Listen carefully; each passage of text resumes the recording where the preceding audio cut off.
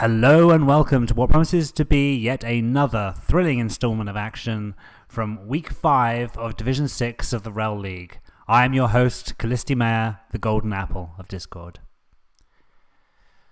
So, as I mentioned, we just completed Week 5, we're now in Week 6, and, leaders have emerged from the pack.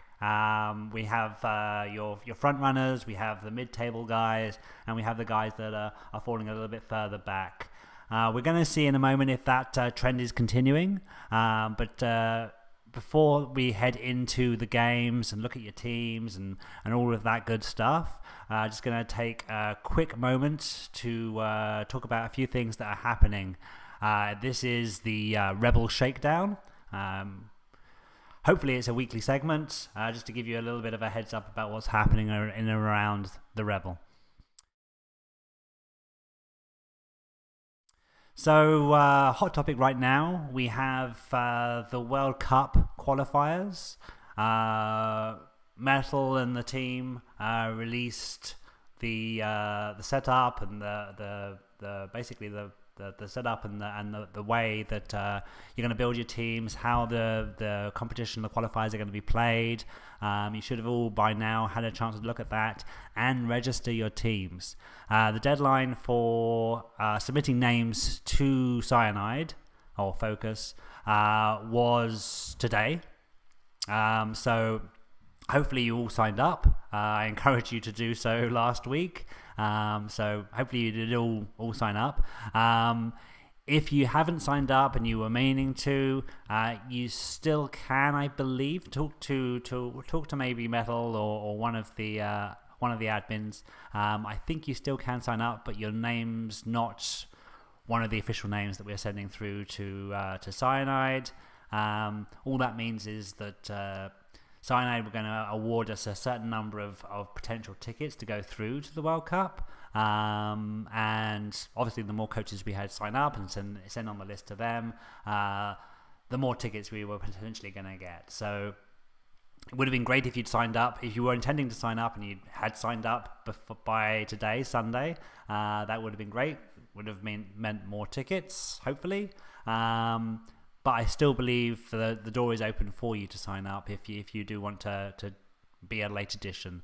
But don't hang around because we've still got a lot of things to put in place. We've got to do all of them, seeding and set up for all of these different competitions for the qualifiers. It's a lot of work, so the sooner we get final numbers, the sooner we can sort of just get around to getting everybody set up. My week 5, just to give you a quick glimpse onto how I'm doing. So I'm in Division 2, I'm playing a Skaven team, the Lords of Decay, and I was playing probably what is one of my long-standing grudge matches. I don't really have grudge matches. It's actually a coach that I was in my first season with, and in Division 7 when we were fresh roll teams, and it was Pig Sofa's Oil Miners. It's a dwarf team. I'm Skaven, he's dwarves. He was also the Rebels kill leader, I think, or casualty leader. I don't know, that season, his first season. He was a mighty team of killers. I was playing him the last game of season 6, and he spanked me in terms of casualties. I think I ended the game with like 3 pieces left, and only one of those was a positional, maybe. But I managed to, and basically he injured my team. He basically the first 2 or 3 turns, I think there was like 2 or 3 casualties per turn. Like I basically played most of the game with my bench wiped out and most of my team wiped out. And I still managed to end the game with a cheeky draw. I pulled something out of the last moment, did an impossible play, managed to score. And this is the way I'm remembering it. There was a cheeky play, there was an impossible play that I did, which shouldn't have worked, and it did. That might have been just to stop him from scoring the second, but that might have been me also drawing it. Anyway, the game ended in a draw. Pixover and I are friends, but I don't think he's ever really sort of forgotten that, and so this week was, or week 5 was his chance to get retribution, to do the pitch clear properly, and to give me a sound beating. And even good. It would have been a good bet to see him do that, because I'm still rats, I'm still pretty weak, and he's still crazy psychotic dwarves. So I started the game off, and this week, and yeah, he really wasn't getting any casualties the first 5 turns. Then he niggled my one of my storm vermin, and I had that moment where I was like, should I use the Apo? Should I not? And I was like, you know what? This is the lesser of my 2 storm vermin, so I think I'm just gonna bite the bullet and eat that niggle, just in case he actually ends up killing, because he has this terrible troll slayer who's like mighty blow, piling on, frenzy, movement 7 or something. He's just insane. He gets most of the team's casualties.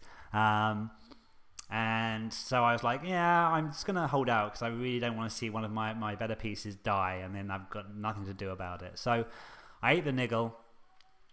He ended up smashing my team. After turn 5, it was like just regular flow of casualties, and I have a deep bench. Going into the second half, I was down. I wasn't fielding a full 11. But I managed to finish the game okay. I ended up winning. 2-1. The real sort of bummer, if you can really call it that, was that I didn't get another bloody permanent injury. It was all badly hurt after that, after the Storm Vermin getting the niggle. So I'm glad that I only had the one permanent. I'm just not so happy that I didn't use my Apo on it. But anyway, there you go. If I had used my Apo on the niggle, I probably would have ended up with a dead gutter runner or thrower, or my really good Storm Vermin. Anyway, end up winning the game. Hallelujah, I'm happy. I've got past Pig Sofa. And this coming week, week 6, the week we're in right now, I've got to face Lizardman team, Leafy Mustard, coached by Grizoot. And he's racking up the casualties as well, and I'm down 3 pieces. I had 2 missed next game, Line Rats, and obviously that Storm Vermin that's niggled. So going to be a tough game, but I'll give you a good match report next week. Anyway, let's get on to what you're really here for, which is the breakdown of your week 5. So let's take a look. We went straight to day 5. That's great. Okay, so we had look at that, amazing. We had a bye week, admin team versus admin team for a bye week. So that means that more of you got to play your games. So a little draw for that one. We then had the other bye week game, which was Gamba's Gals. So Gamba got a 1-0 admin win. So that's good for him. If I remember correctly, last week I was looking at the team, and they're at the bottom of the table, and they just really weren't getting the breaks. So and they don't know why, because it's an amazing team. So there you go. He's got a win. Hopefully he can build on that and not have any attrition, maybe get a few more pieces, and just take the rest of the season by storm. Next game, You Worship Chaos versus the Lizard Beasts. The Lizard Beasts won that one. So this Norse team, coached by Gazgal, isn't doing as well as I had thought it would do. Gazgal is a really good coach. He's also a really good Norse coach. I think he's won like the Chaos Cup or the Hugh Jackman. He won something. One of our one-day tourneys. So he is pretty good, and it was with Norse. So I was expecting him to be besting all comers. He's having a bit of a hit and miss season. We'll take a look at that in more detail later. Let's take a quick look at this game. And the lizard beasts obviously proved to be too much. And we had the one death for You Worship Chaos. We had, well, North's Good did get more armor breaks. That's something. Let's just see how it broke down. So yeah, just the lizard beasts just really capitalized on ball possession. Like only 6% ball possession. So they must have got the ball. Maybe took a turn or two to pick it up and got the ball and then got it knocked out of their hands. Picked up and that was all she wrote. Same number of blocks succeeded, but although the Norse did have more armor breaks, which is interesting. Lizard Beasts inflicted more injuries, and it looks like the death was self-inflicted, or it might have come from like a surf or something like that, but it's not being credited, so it wasn't from a block or a blitz. Good result for the Lizard Beasts. I'm sure that's going to help them in their standings. Next we had Ars Goetia versus the Ulthuan Sea Serpents. So this is Chaos versus High Elves, and it looks like a 2-1 win. Ars Goetia proving that they are definitely a team to be feared and a definite challenge in this division. The Ulthuan Sea Serpents couldn't quite match the Chaos team. I think they are just a little bit strong. So we had the 2-1 win for Ars Goetia. Obviously the Chaos ended up getting the more armor breaks. No surprise there. They also dominated with ball possession. This is again another game where looks like the one score for the Ulthuan Sea Serpents, they just scored as quickly as they could and then gave the ball back to Ars Goetia. It can be a fair strategy if you're hoping and relying on trying to score and then get a defensive touchdown. It's something that I like to do with my Skaven team. I just really try to... I score quickly, but I only score quickly because I want to try and get that defensive, like steal the ball on the other team's drive and score. And if I can do that, then I pretty much won the game. Because I have a one-turner, I can score at will. I'm not sure the Ulthuan Sea Serpents have those tools in their basket, so scoring quickly might not have worked well for them. We'll take a look at their team in a little bit. But if you don't have the tools in the chest to get those defensive touchdowns, to get the ball and steal it and score the defensive touchdowns, then there really is no point in scoring quickly. Once you have the ball, it's your game. You're calling the shots right from the outset. And Blood Bowl is definitely a game of control. So if you're going to give up that control by giving the other team the ball and making it their drive, you better be damn sure you can steal the ball and just get that surprise upset of scoring a defensive touchdown. Otherwise, stall, take as much time as you need, and grind out the 2-1 win. Anyway, we had only slightly more blocks succeeding for Ars Goetia. We had 2 injuries and 4 KOs, and then we had 2 KOs inflicted for the Ulthuan Sea Serpents.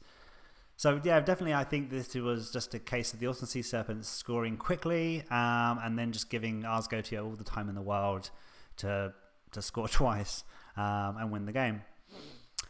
Alrighty, and I understand that when you're not a bash team, holding onto the ball and stalling is not an easy task sometimes, especially when you've got a big brutish opponent who's just trying to batter your team and you just want to get rid of the ball and score and be done with it, at least get some numbers on the board. But if you can try and stall and hold out a little bit, it just puts you in a much better position. Okay, so the Fogmire Fen Beasts fell 2-0 to Raskin Bobbins.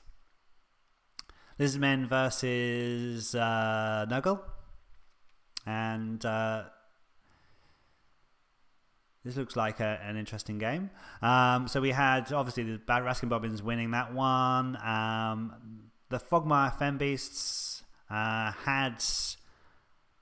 they had the induced helmet, which is nice. A nice chainsaw player to do your fouling with. They got more armor breaks, but they just seem to have been sort of outdashed by Raskin Bobbins, which is a Nurgle team, which is kind of interesting. Anyway, let's take a look at the stats.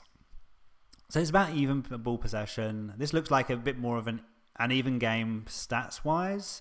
The Fogmire Fenbeasts actually managed to pull off a pass and a catch. Interesting. We have more injuries inflicted for the Fogmire Fenbeasts. We have more KOs inflicted, but they still managed to lose 2-0. I might have to watch it. I didn't watch this game, but I might have to watch it just to satisfy my own perverse curiosity, because I'm not quite sure how these stats equated to a 2-0 win. But there it is. Okay. Let's have a look. We have the Rottingham Rockers in a 1-1 draw with the Farm Animals. This is another Nurgle versus Chaos. And the last week it was Arsgotia versus, that's the game I gave you a blow by blow on, was Arsgotia versus Raskin Bobbins, and that was a 1-1 draw. And this is another Nurgle versus Chaos, and that ended up being a 1-1 draw as well. So let's take a quick look at the stats. Again, about even ball possession, slightly better for the Rottingham Rockers. The Rottingham Rockers even managed to get a passing game going. Did lose out to the Farm Animals in terms of the blocking game, but they did so much better with the injuries. 3 injuries inflicted versus 1, and 3 KOs inflicted for the Farm Animals versus 1 for the Rottingham Rockers. So if the Farm Animals could have converted a few more of those KOs to injuries, it might have been a win for them. It looks like the Rottingham Rockers played their game, but obviously just weren't able to capitalise on their position and get the win. And then we have, finishing off the week 5, we have Mutants in Human Clothing in a 1-0 win over Maximum Ogrekill. This is another game I'm going to have to watch because I am really interested to see how this Underworld team's doing. It's I think it's going to become a favourite of mine. So we have the 1-0 win. We have 2 deaths aside. That's interesting. I wonder. Oh, and it was one of the linemen that got the MVP was one of the Skaven or the Underworld teams that players that died. We have 1 expulsion for the Underworld team, the Mutants in Humans Clothing. Let's take a quick look at the stats. Wow, they just owned with the ball possession, and won the blocking war and won the 9 KOs inflicted versus 1 KO inflicted. They must have a lot of tackle, and they must have just been mowing through those Noblars. 5 injuries inflicted, so they won that, and then 2 kills a piece. That's pretty heavy. That's a bloody game. So I'm definitely going to be watching this one. I might even do a cast of it with commentary because I think this one is going to be an absolute stunner of the game. Okay, so that covers it for week 5. The action, anyway. So let's take a quick look at the leaderboard. Oh, and let's just see how many games have been played in week 6. So we actually have 2 games been played in week 6. They were both 2 draws, so that's interesting. Okay, so the Mutants in Human Clothing are just steamrolling at the top of the table here. We've got the Farm Animals in a close second place, actually. They're only 1 point behind. 1 point behind them is Raskin Bobbins. Then we have the Lizard Beasts rocking in again at 2 points behind the lead and 1 point behind second place. And from this division, only 3 are going to go through to... Is it 3? I believe it's 3. 3 are going to go through to the playoffs. So we have... Maybe it's 2.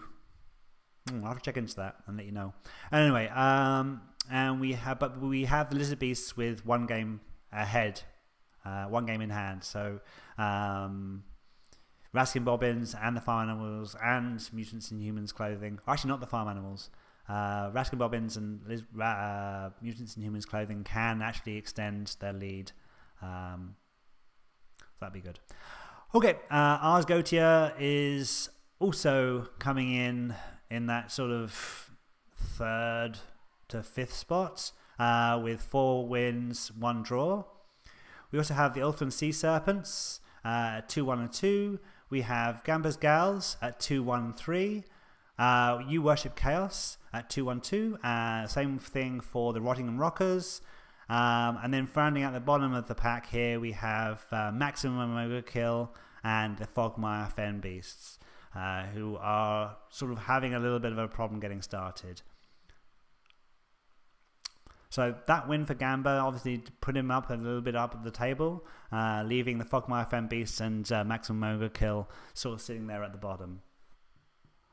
Okay, so now we're going to move on to taking a look at your teams and how you're doing. So last week we covered Raskin Bobbins. I think we covered them all actually. So what we're going to do is we're going to do another round. So let's start at the beginning again. So we're going to take a look at the Lizard Beasts and we're going to take a look at You Worship Chaos. Okay, so Lizard Beasts, coached by KiwiBird44. Let's see how you're doing at this point halfway through the season. So we have Godzilla still. He has block. He has not got that much SPP, if anything, since we took a look at him a few weeks ago. We have Tank of Dawn, who has an AV bust, and break tackle. So it's an interesting piece. I am not sure whether I would keep that piece or not. I suppose it's the only one of only 2 sources that you have on with development. So yes, I would keep it, and I would keep it till it dies, and just really focus on trying to level up your 2 other Saurus here, or 3 other Saurus. But this one's only 1 SPP away, so just try to get him leveled. Seems like you're sort of just getting stung. You're either having lots of your Saurus die, which is not a good thing, or you're just getting lots and lots of SPP on your skinks, which also isn't the best of things either. Definitely would just go for these 3. Would just go block. This one that's just about to level, I would go guard. And or maybe Mighty Blow, but this guy here, he's I would go guard. So get block on these 3, get guard, and then maybe get a next one to level, get a Mighty Blow on it, get more guard, and maybe another Mighty Blow, and sort of alternate maybe. For your skinks, you're doing okay. You have is that Sneaky Git? Don't often see it. Yes, it is. It is Sneaky Git. So this one's the Foul Happy piece. You won't get sent off if you roll a double unless you get an injury. But I think KOs are counted as an injury, so yeah, it's okay. I probably would have taken Diving Tackle myself, but I think Diving Tackle on Skinks is pretty nifty. We have this one here, where I'm not going to even try and pronounce, who has a movement bust, and you got Sprint and sidestep and short hands. So this is going to be your pickup piece, your ball carrier. It's just a shame you got a movement bust, but it's not the end of the world. Although if you had got the movement bust before you managed to get sprints, I probably would have taken him a different direction. Just leave him as movement 7, and maybe you would have got him. Actually, why else would you get him? I don't know. Maybe that is the best choice. We have a pretty new skink, Kermit. He was actually around last time I looked at this team. And then we have All Dates, who is AG4, again movement busted. Your pieces your skinks like to pick up movement busts, don't they? AG4, sidestep, sure feet, and sprint and catch.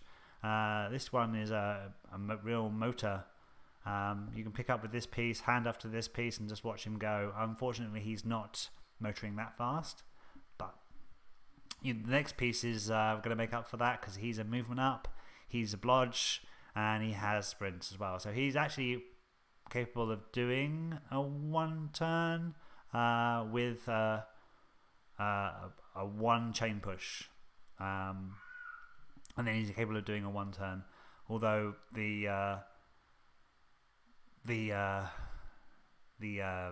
go for it's are still going to be a bit dicey, and also getting him the ball is just going to be difficult. You can pick up with this guy, hand off to him, but it's there's very little protection. So you're probably going to want to go for sure feet, and then you're going to want to go for catch, and then this would be a pretty reliable one turner. Also sidestep. That's a lot of levels you've got to get, but it might pay off. And then we have the last one, which is second backup skink, who has yet to level, although he is one SPP away. So hopefully that happens soon. We've got 3 team rerolls, 1 apothecary, 9 fan factor, and you're doing good. Let's have a look at your stats. Just your overall. Pardon me. So it's nearly a winning record. 16 wins, 13 draws, 18 losses. And that's a lot of games. I'm not quite sure how many seasons you've been knocking around. But that's what, 47 matches. So I think there's probably like 3 seasons worth there. Interesting. Okay. Then we have You Worship Chaos. This is Gazgol's team. Norse. And we see a lot of familiar faces. We also see a lot of Misnix games.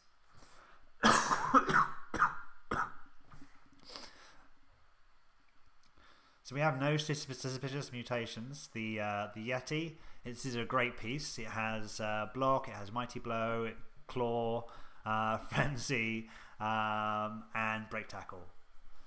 And that's great for offsetting the wild animal. You can blitz, you can just get out of being in tackle zones, and you can just use him as a blitz piece all day. Very nice piece. Then we have Successful Baldness Cure, one of your 2 Ulf-Warners who have block and guard. So these are going to be nice, strong pieces. I like the choice of guard on these pieces after block. Then we have Frenzied Lovin', the Berserker that I think we saw last time. And last time we saw him, he also had a movement bust. And this is a nice piece. This is jump up. We have the palm, covers with block, obviously, and the jump up and the frenzy. This is a nice killer piece. We have doesn't know his strength, which is a new Berserker, and he looks like he doesn't know his strength yet because he's pretty fresh. But give him a few games and he'll be right in the thick of it, being a critical piece for Gazgol. Then we have Headbutts for Sigma, lineman, again movement busted. He has kick, which is nice. And then we have a few linemen that are out. And then we have the runner, runs from corruption, who is beautiful. This is a beautiful piece. So we have agility up, we have blodge, we have sure hands, we have tackle, and we have sidestep. This is a really nice piece.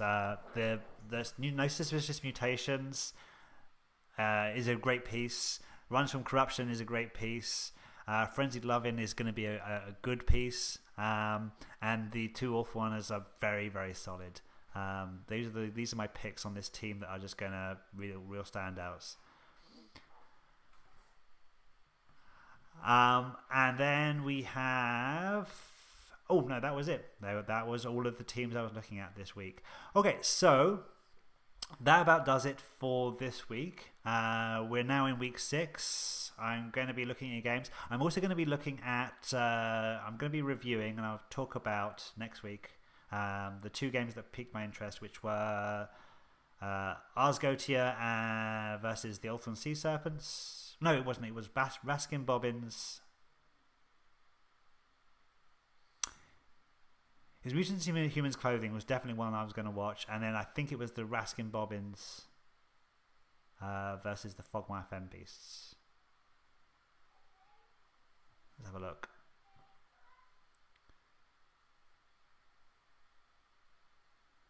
Yeah, it was the Raskin Bobbins versus the Fogmire Fen Beasts. I'm going to take a quick look at that one as well, and I might talk about it next week. So that's all from me. Have a great week, guys. And definitely, if anything crops up, anything interesting in your games or in the division, let me know. I'll be sure to include it in next week's episode. All right, thanks a lot.